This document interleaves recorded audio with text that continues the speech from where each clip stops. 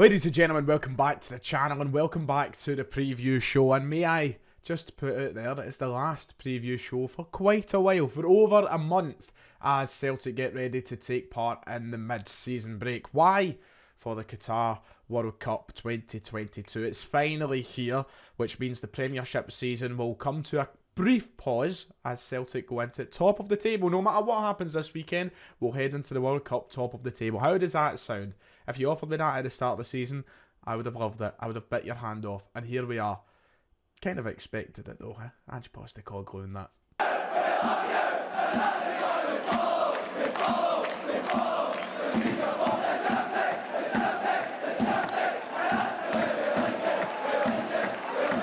If you haven't already, please make sure to hit like and subscribe. It'd be much appreciated on the road to 37,000 subscribers. It's finally time for the World Cup. I was just thinking to myself as I started this video, do you not find, it might just be me, maybe I'm losing my marbles, but do you not find it quite weird that we're finally here after years? Of course, Qatar won the bid for the World Cup years ago, but for all these years we've kept saying, I can't believe there's going to be a World Cup in the winter, can't believe we're going to have to stop halfway through a league campaign, can't believe this, that, next thing.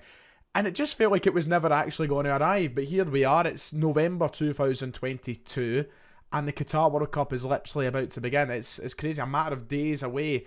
And amongst that, of course, we've only got one more game until we take the break for the World Cup. So it's finally arrived. And do you know what? Before we even talk about Celtic, I'm quite excited. I must admit, I'm not obviously pleased about Qatar being the host nation of the World Cup amongst all of the problems that come with it, but I'm actually quite excited for a wee winter. You know, when it's dark at 5 o'clock and the day feels done, you've got nothing to do. Oh, hold on, Brazil are playing such and such at 9 o'clock at night. You know, I'm looking forward to that. That's kind of nice. It's a nice way to spend the winter, but hopefully it'll be the only time we need to stop midway through a season. Of course, Celtic on a fantastic run of form at the minute. If they win on Saturday, it's kind of a shame that we need to stop going here, but you know what? We'll get back to it at the end of December. I'm sure we will, and we'll just have to wait. But let's get into the match preview. Let's talk about things. Actually, before we talk about Celtic, let's have a look at the World Cup a little bit further for a moment. Here is the list of all the Celtic players who will be competing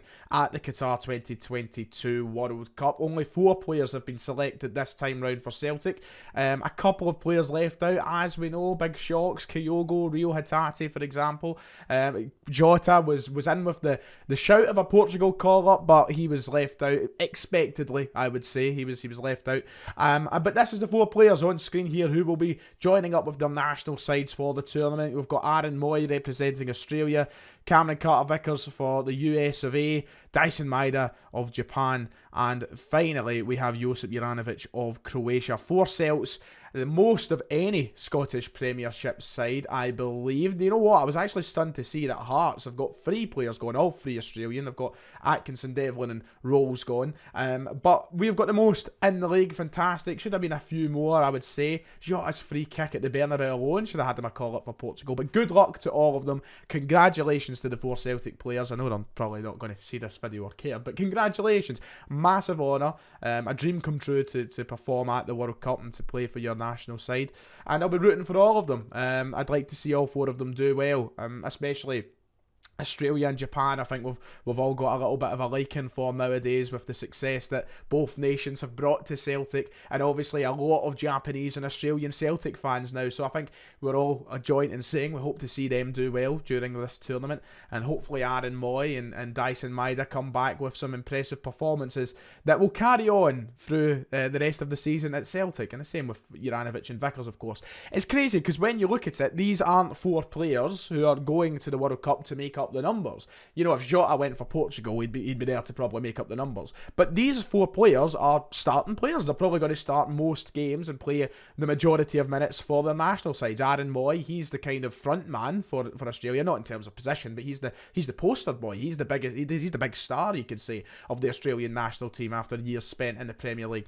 Josip Juranovic, he's the starting right back for Croatia. Cameron Carter-Vickers, he's the one that probably I think he's up for most discussion because he's been kind of in and out of that American national team, but you'd imagine he'll have a big part to play. And then Dyson Maeda, you know, he'll be leading the line, you'd imagine, for Japan at this World Cup. So the 4 players are going to make a massive contribution. I hope to see them do well. I hope to see them make a good name for themselves representing Celtic. And yeah, don't come back with any injuries, boys. Please, for the love of God. Right then, let's talk about the game tomorrow against Ross County. Pretty standard stuff. Celtic Park, 3 o'clock kick-off on a Saturday. There's only one thing you expect from these sort of games, and that is 3 points. You expect Celtic to play in the style that we've got very used to under Ange Postecoglou, but I would like us to end this post of the season with a bit of a toe tapper, you know. I'd like us to score quite a few, and no disrespect to Ross County because they're a solid side, you know. They are, every game is difficult. You can't go in expecting to blow everybody out the park, but no disrespect to them, but I would love to see us put a good few by them and just end this portion of the season on as high as possible. But the thing is, you look at our record so far in this league. If we go in to this game and we win this game, we end the season on 15. Oh wait, not the season. We end this half of the season on 15 games played with 14 wins, 1 loss. That is unbelievable. Absolutely, we are near perfect, and our record right now is basically going hand in hand with the Invincibles of 2016-17. You're right now witnessing greatness under this Ange Postecoglou Celtic side, and that is no exaggeration. That is the truth. It is unbelievable how good we have been. We, of course, will remain top of the league despite any results this weekend, but there is the chance for us to extend that gap, and hopefully we do. We just need to get our job done on Saturday, maintain at least that 7-point distance at the top of the table, and we return with a record of near perfection. It's unbelievable what we've done. So I'm hoping we scored goals. I'm hoping we end off this part of the season with a statement. And I hope to see as many people contribute to goals as possible. Now, the question is, in relation to the World Cup, how involved will those players be? Will Ange Postecoglou maybe give them more of a rest so that they don't risk missing out on one of the biggest opportunities of their career? Or will they still be as heavily involved? I would expect to see the likes of Cameron Carter-Vickers play 90 minutes. I'm not going to lie, we need them to play 90 minutes. But I hope that they kind of use this stage and this game, those 4 in particular, if they play, to kind of go, right, this is my statement to be playing every game at the World Cup, and we just get the absolute best out of everybody on the park. Of course, Celtic have the Sydney Super Cup coming up, but I hope we just see one of those fantastic performances that gets back, like, goals from everybody. Yakimakis, Abada, Kyogo, Haxaban, everybody scoring goals. You know what I mean? I want that. Let's rub it right in Malky Mackay's face, shall we? Let's talk about the opposition very briefly. Here is their form on screen as of recent. They've started pulling it together a little bit after a very shaky start to the Premiership. They've lifted themselves off of the bottom. I think they were there for a little bit. They're 10th after their 2 wins against St Mirren and Hibs in their recent games. So 2 wins in their last 5, 2 losses in there as well.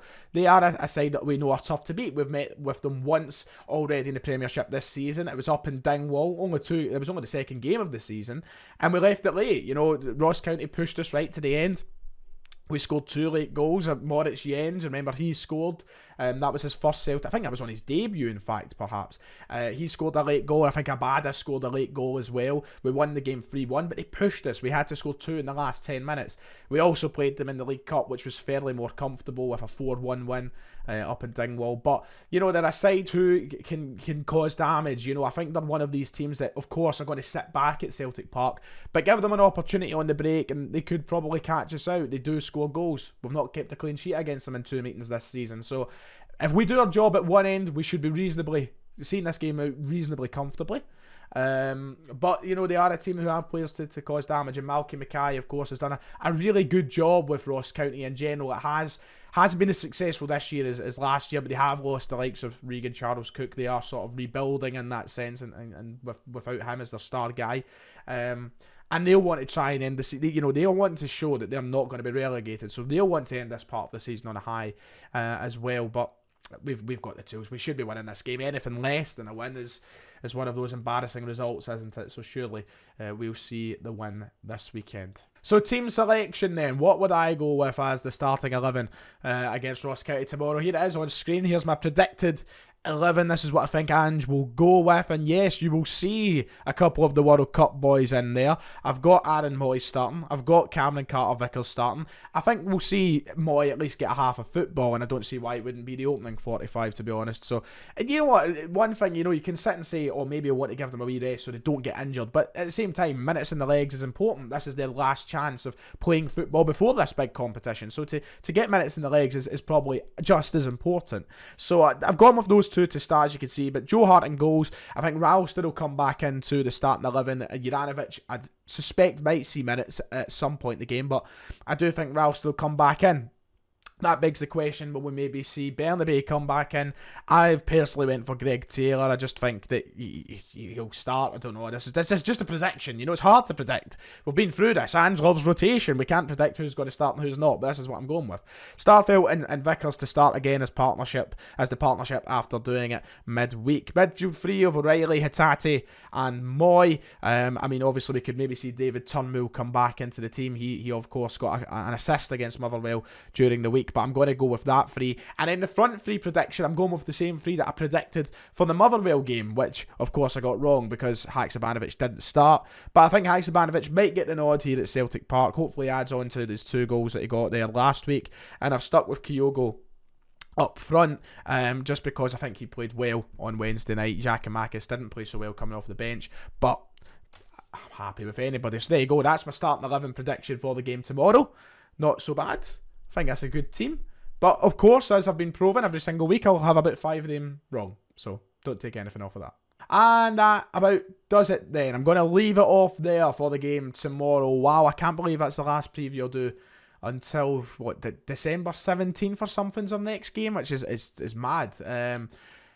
We'll have a conversation probably some point about what the content is going to be during the World Cup. I did want to bring back the kind of, you remember I'd done the Euros of beers. I wanted to do the World Cup of beers, but I've left it very, very late. I'm not going to get 32 beers from 32 nations across the world in the space of a week. So I think that's out the window. But we'll have content. Don't worry, I won't be going anywhere, and then we'll be right back with the Celtic stuff when needed. We'll be back tomorrow, in fact, to do the match reaction.